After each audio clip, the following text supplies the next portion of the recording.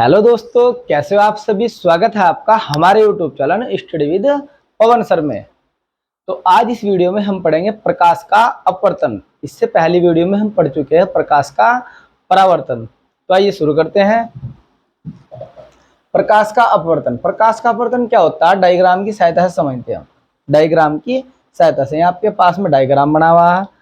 Diagram में क्या है, जैसे आपके पास में सूर्य है, सूर्य सन, तो इससे क्या होगा, प्रकाश किरण निकलेगी, सभी दिशाओं में निकलेगी, प्रकाश किरण निकलेगी। तो जैसे ही कोई प्रकाश किरण, ये आप लोगों के पास में पहले वाला माध्यम है, जो ये आपके पास क्या है, विरल, दूसरे वाला माध्यम आपके पास में सघन।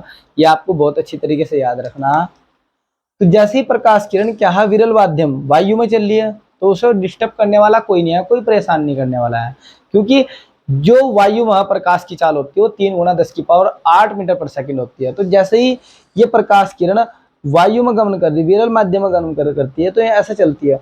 जैसे ही अब क्या करेंगे, हम इसे सघन माध्यम में प्रवेश कराएंगे, इसकी जो एंट्री होगी सघन माध्यम में होगी। तो जैसे ही कोई प्रकाश किरण विरल माध्यम से सघन माध्यम में प्रवेश करती है, सघन माध्यम में प्रवेश करती है, तो वह अपने मार्ग से विचलित हो जाती है। देखो ये आप लोगों की प्रकाश किरण, ये सीधी आप लोगों की ऐसा जाना था सब, जो आप लोगों की डॉटेड लाइन है। लेकिन क्या होता, आप लोगों की जैसे ही इसने सघन माध्यम में एंट्री ली, किसमें एंट्री ली, सघन माध्यम में एंट्री ली, प्रवेश किया, तो अपने मार्ग से क्या होगी, डिस्टर्ब, विचलित होगी। विचलित होने के बाद ये क्या होता है, ये आपके पास है अभिलंब।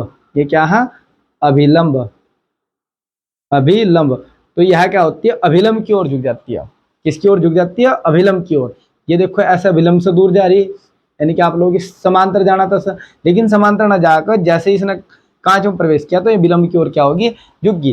तो इसी घटना को हम बोलते हैं प्रकाश का अपवर्तन। तो आपको परिभाषा में सीधा सीधा लिखना होता है कि जब कोई प्रकाश किरण विरल माध्यम से सघन माध्यम में प्रवेश करती है, जब कोई प्रकाश किरण विरल माध्यम से सघन माध्यम में प्रवेश करती है, तो वह अपने मार्ग से विचलित हो जाती है, अपने मार्ग से विचलित हो जाती है तथा अभिलंब की ओर झुक जाती है। किसकी ओर, अभिलंब की ओर झुक जाती है। तो इस घटना को प्रकाश का अपवर्तन कहते हैं। तो डेफिनेशन लिखते हैं हम।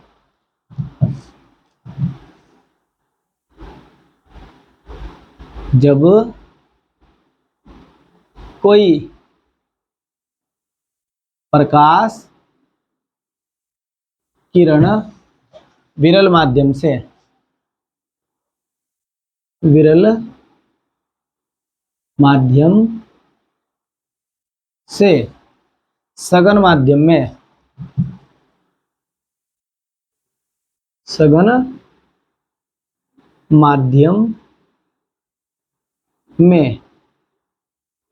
में प्रवेश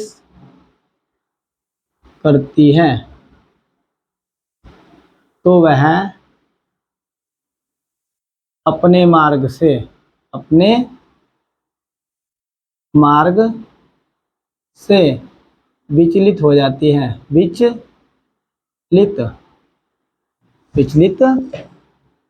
हो जाती है तथा अभिलंब की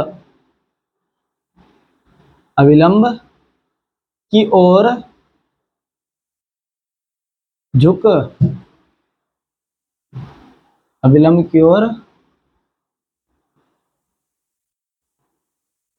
झुक जाती है। इस घटना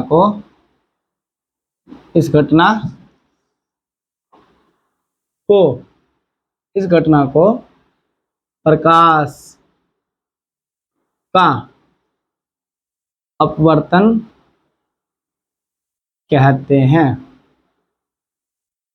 इस घटना को प्रकाश का अपवर्तन कहते हैं।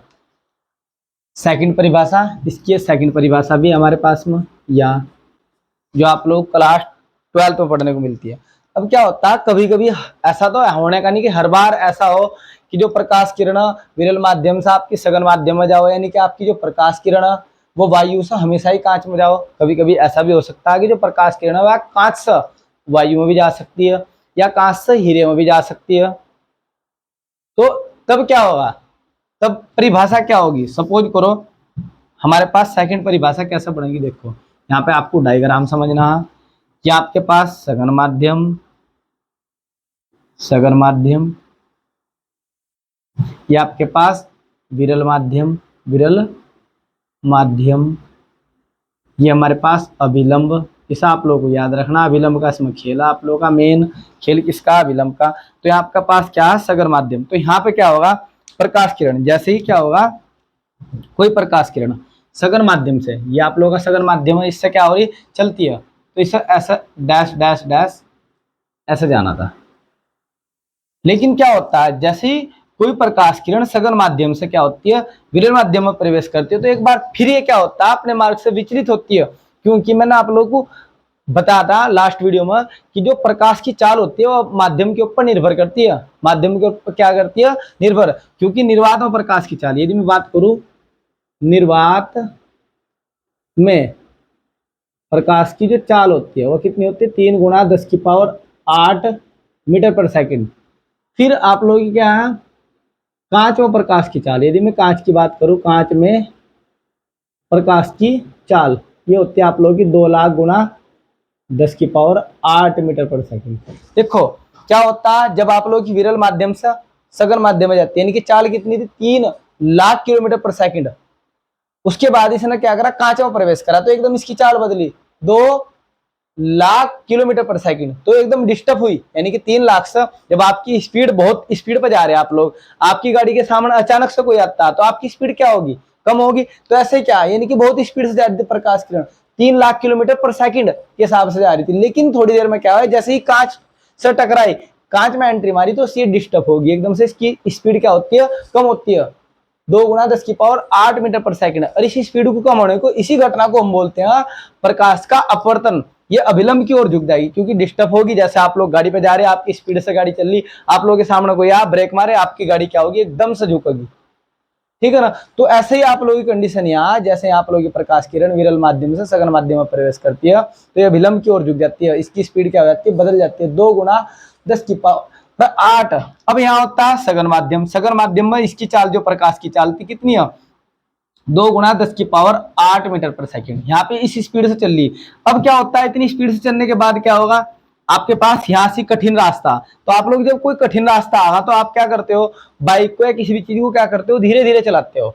जैसे ही आपका रास्ता क्या होगा, एकदम से क्या होगा, अच्छा आप हाईवे पे चलते हो, आपके पास में क्या होता है, भाई हाईवे आ गया, तो आप इस रास्ते को क्या कर देते हो, छोड़ देते हो। यानी कि आपका रास्ता ये था, लेकिन आपको इससे भी अच्छा रास्ता दिखाई दिया, तो आप इस रास्ते से ऐसे चल दोगे। तो जैसे ही कोई प्रकाश किरण सघन माध्यम से विरल माध्यम में प्रवेश करती है, तो वह अभिलंब से दूर हट जाती है। यानी कि ये अभिलंबता, अभिलंब से क्या हट जाएगी, दूर हट जाएगी। यानी कि इसकी स्पीड एकदम से कितनी हो जाएगी, 3 × 10⁸ मीटर पर सेकंड। फिर से क्या होगी, जब सघन माध्यम में थी 2,00,000 किलोमीटर पर सेकंड, फिर ये क्या विरल माध्यम में गई, तो विरल माध्यम में कितनी स्पीड होगी, 3 × 10⁸ मीटर पर सेकंड। यानी कि आपकी स्पीड एकदम से क्या हो जाएगी, आपको रास्ता स्मूथ बिल्कुल अच्छा दिखाई देगा, तो आपकी गाड़ी की स्पीड भी क्या हो जाएगी, अच्छी हो जाएगी। तो यही आप लोगों को ध्यान रखना कि जब कोई प्रकाश किरण सघन माध्यम से विरल माध्यम में प्रवेश करती है, तो वह विलंब से दूर हट जाती है। देखो यहाँ पे विलंब की ओर थी, यहाँ तो नजदीक थी, लेकिन यहाँ दूरियां बढ़ा दी, दूरियां क्या होगी, बढ़ गई। यहाँ पे आप लोगों को दूरियां क्या मिली, बढ़ गई है। तो हम यही बोलते हैं कि जब कोई प्रकाश किरण सघन माध्यम से विरल माध्यम में प्रवेश करती है, तो वह विलंब से दूर हट जाती है, और इस घटना को प्रकाश का अपवर्तन कहते हैं। ये परिभाषा में आप एक लिखते हैं, जब कोई प्रकाश किरण सघन माध्यम, सघन माध्यम, सघन माध्यम से विरल माध्यम, विरल माध्यम में प्रवेश करती है, तो वह अपने मार्ग से विचलित हो जाती है तथा अविलंब से अविलंब से दूर हट जाती है, अविलंब से दूर हट जाती है, अविलंब से दूर हट जाती है। तो इस घटना को तो इस घटना को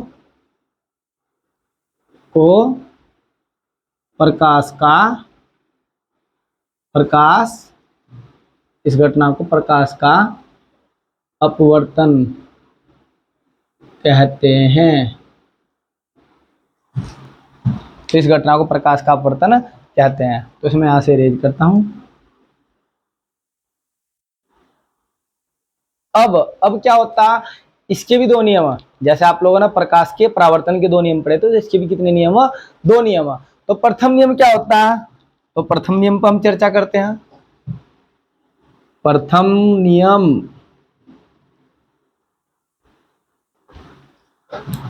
नियम आता है आप लोगों का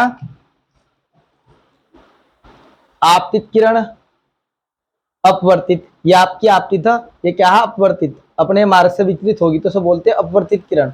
अपवर्तित किरण तथा अभिलंब, तीनों के तीनों, एक दो तीन, तीनों के तीनों आपतन बिंदु पर स्थित होते हैं। यहाँ पे यानी कि तीनों की यदि बात करें जाए, ये आपकी आपतित किरण भी इस बिंदु पर टकरा रही, अभिलंब भी इस बिंदु पर टकरा रहा है, और जो आप लोगों की प्रवर्तित किरण है ये भी इस बिंदु पर क्या हो रही, टकरा रही। तो आप लोग यही लिखते हो, आपतित किरण, आपतित किरण कोमा अपवर्तित किरण, अपवर्तित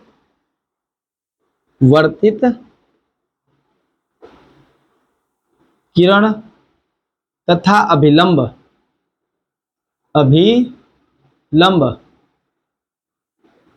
तीनों आपतन बिंदु पर स्थित होते हैं। तीनों के तीनों क्या होगी? एक ही बिंदु पर, आपतित किरण, अपवर्तित किरण, अभिलंब, तीनों के तीनों आपतन बिंदु पर स्थित होते हैं। तो पहला नियम। अब आता है आपका द्वितीय नियम। द्वितीय नियम में क्या होता है? हमारे पास में कितने माध्यम है? एक माध्यम ये रहा, एक माध्यम ये रहा, टोटल कितने माध्यम हो गए? दो माध्यम। तो परिभाषा में लिखते हैं, किन्हीं दो माध्यम के लिए, किन्हीं दो माध्यम के लिए, किन्हीं दो माध्यम के लिए एक ही रंग के प्रकाश के आपतन कोण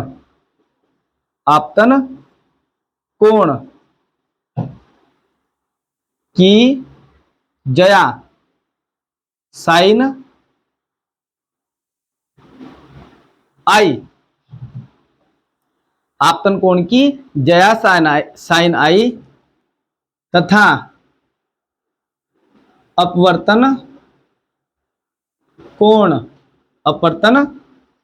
अपवर्तन कोण की जया साइन आर नियतांक होते।